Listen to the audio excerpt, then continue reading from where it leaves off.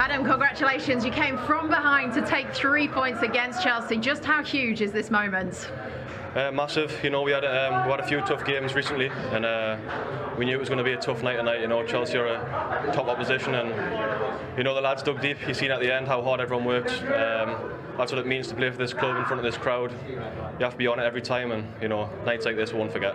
Do you feel like a result like this has been coming because you pushed United close? Yeah, it was frustrating on Saturday. You know, we had a few chances that should be putting away, but you know that's football. We had to dig deep tonight, and 3 points is massive. Nice to be back on the score sheet yourself. Yeah, it's been a while. Playing out of position a bit on the left now. You know, I'm getting used to it again. So yeah, it's good. Credit to the lads as well, because it looked like a really good team goal. You just all seem to be singing off the same hymn sheet at the minute. Yeah, that's all it takes. I think we know the lads are working hard. We've got a great squad now, a lot of youth who can run about, so that's good. Well, it's also Romeo's first senior goal tonight. Pleased for him? Yeah, brilliant. You know, Romeo's been top class since he's come in. You know, he came through Man City. We know what he was like, and I'm buzzing for him. Well, as you said, there are a lot of new players in the squad, young players in the squad, but does it feel when you get a win over teams like Chelsea that in actual fact you can step up and be really competitive this season? Yeah, you know, I think we have to look at every game, you know. You know how hard the Premier League is. But nights like tonight, if you work as hard as we did tonight and take your chances, I think that's the main thing. In recent weeks we haven't been taking our chances, but tonight we did and earned the 3 points. It's the first time that Saints have beaten Chelsea at home since 2013. Nice to give the fans something to sing about. Yeah, you know, like you said, you need the 12th man at the end when you're pushing for it. But like you said, great night tonight, and we'll celebrate tonight. Lovely. Adam, enjoy. Thank you. Lovely, thank you. Yeah, well played to him and to Southampton to rub almost literally, Joe, salt into the wound. Ice, I suppose, would do better. It's a hamstring, we understand, for Ruben Loftus-Cheek. Well, the woes continue for Thomas Tuchel. I mean, a long list of midfielders. Thomas alluded to that before the game. You know, he felt that he's lost key players. You know, Ruben's arguably been Chelsea's best player at the start of the season, so it's a big blow.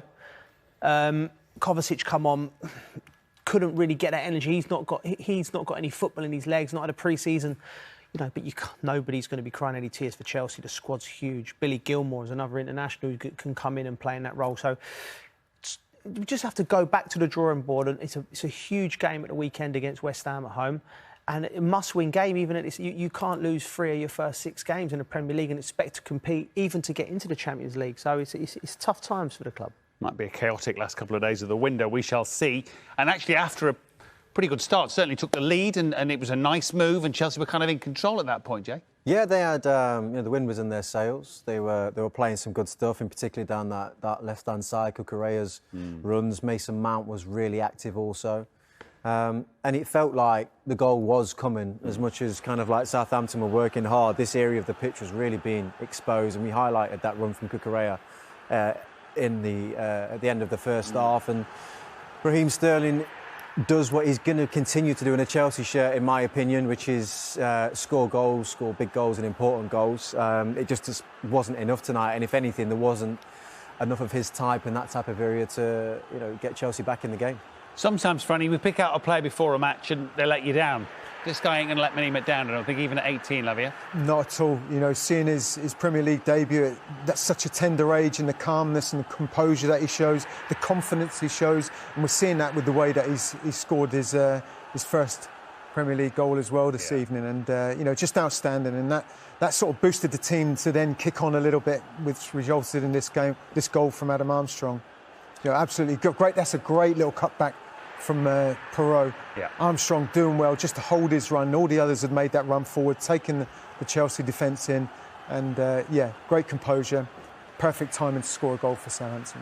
Huge for a forward in a team that doesn't score bags of goals to get up and running. He's waited a while for that. Yeah, and he said in his interview he's been playing off the left. I think crucial for young players watching, both touches for the goal. Lavia and Armstrong's touch was outstanding as the ball come back, and he just taken it, cushioned it, and then it's in their place, and he's a lovely strike, got a deflection, and I'm pleased with it for him because he lives off goals, Armstrong. He lives off goals, but he said they're in the ascendancy now, Southampton, a young, athletic, vibrant team again, the future's bright.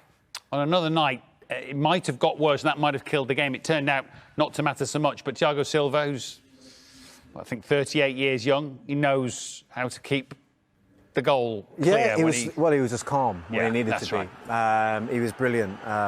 I thought today again for Chelsea. I mean, people keep talking about his age, but the guy just obviously clearly looks after himself, and this is just years of experience. I mean, it's also a little bit of there's no other option. It's very much like, right, how do I get this ball to not go in the net? And he's just very reactive and smart in the way he does it, Joe. Yeah, but JJ, it was reactive there, but the instinct to get into that position. Correct, yeah. Great players. Ashley Cole, remember, used to clear so many balls off the line, and everyone goes, constantly, it's like good strikers being in the right place at the time. Great defenders are in the right place at the right time. But linked with, well, more than linked with Fofana, I think he's having a medical in the States. There's talk of Guardiola, young Croatian centre-half at Leipzig, and they're clearly spending whatever it takes to try and reinforce wherever they think they've got problems, which is kind of everywhere at the moment. It is, and money will be spent. There'll be lots of comings and goings. We've seen Ross Barkley leave. We've seen Callum Hudson-Odoi leave. The squad, Thomas Tuchel, I feel he believes the squad needs reinvigorating, revitalisation.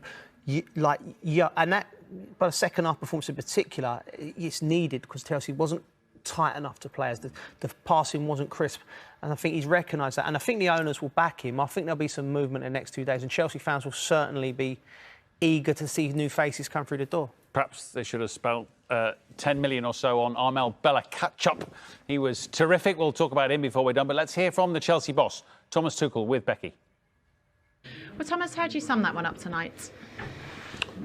Difficult and a bit early. I don't know why, but we start well in all the games almost, and obviously we struggle with our focus and with the consistency in matches. It's not enough to play 20 minutes good. We did the same in Leeds, and one thing goes against us, and then we struggle to find answers, and we struggle to fight our way back if the things don't go in our direction. Today they went in our direction, and still with the equalizer we started to struggle and to adapt, and gave it completely out of our hands, and it's the situation.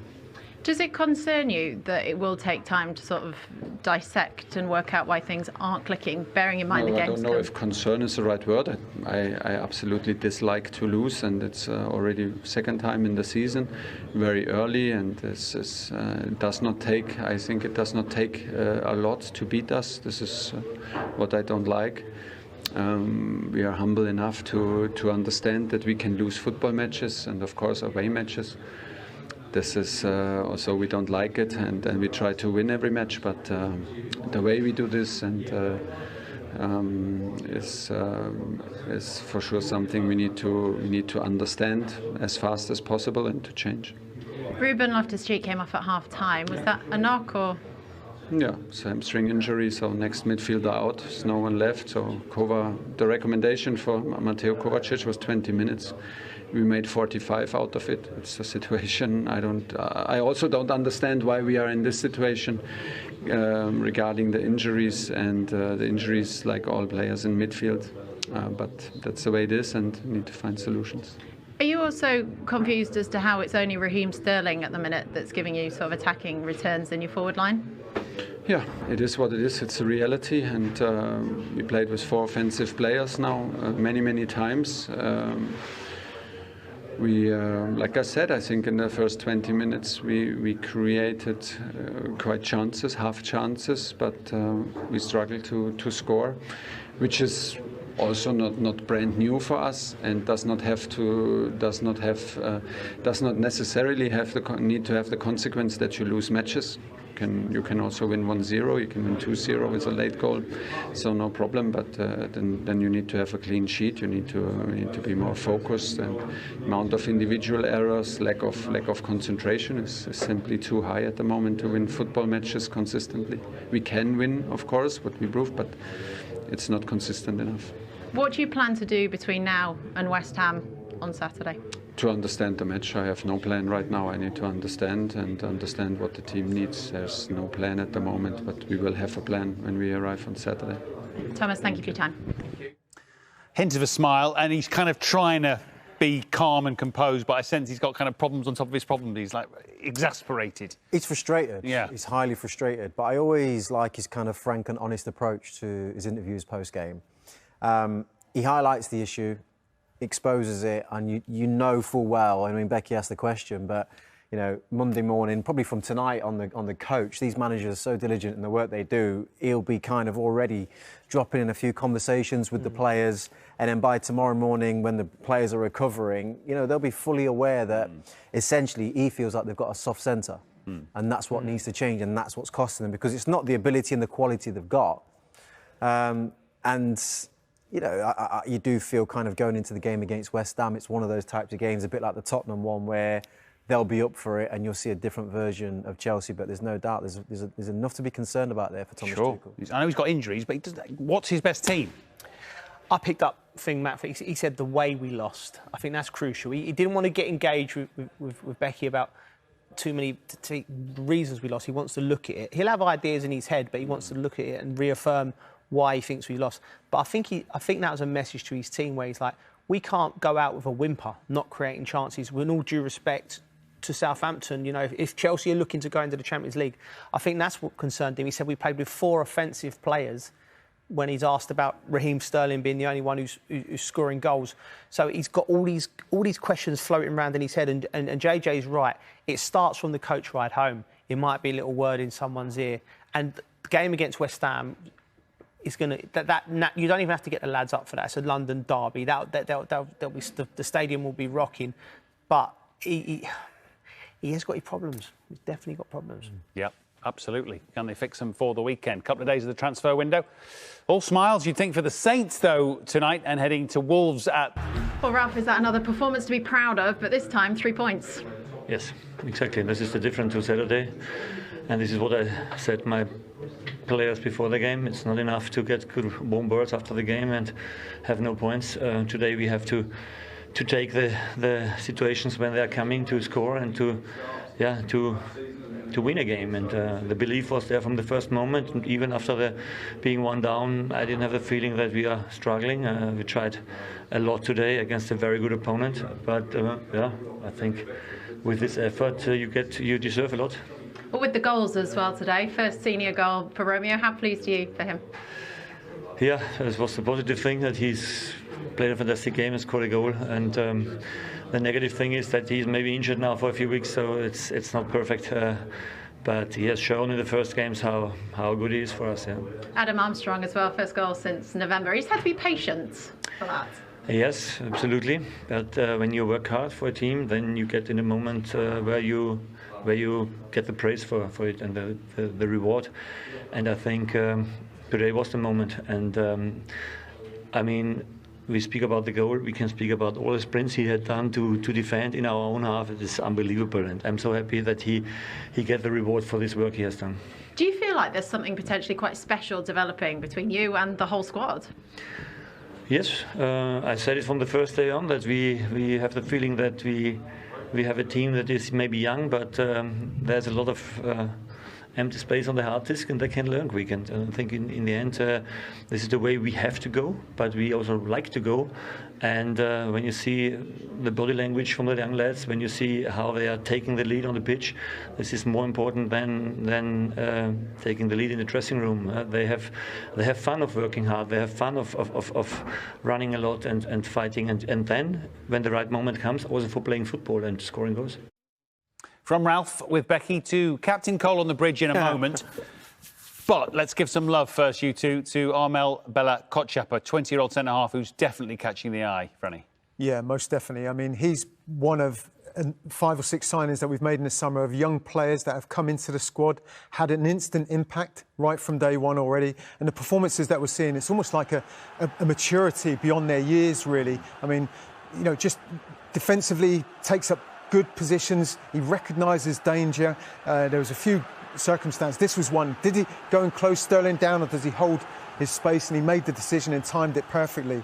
But yeah, JJ, it must be a nightmare as a midfielder trying to make runs through when you've got a player like that at the back. When I look at him, Franny, he's got authority.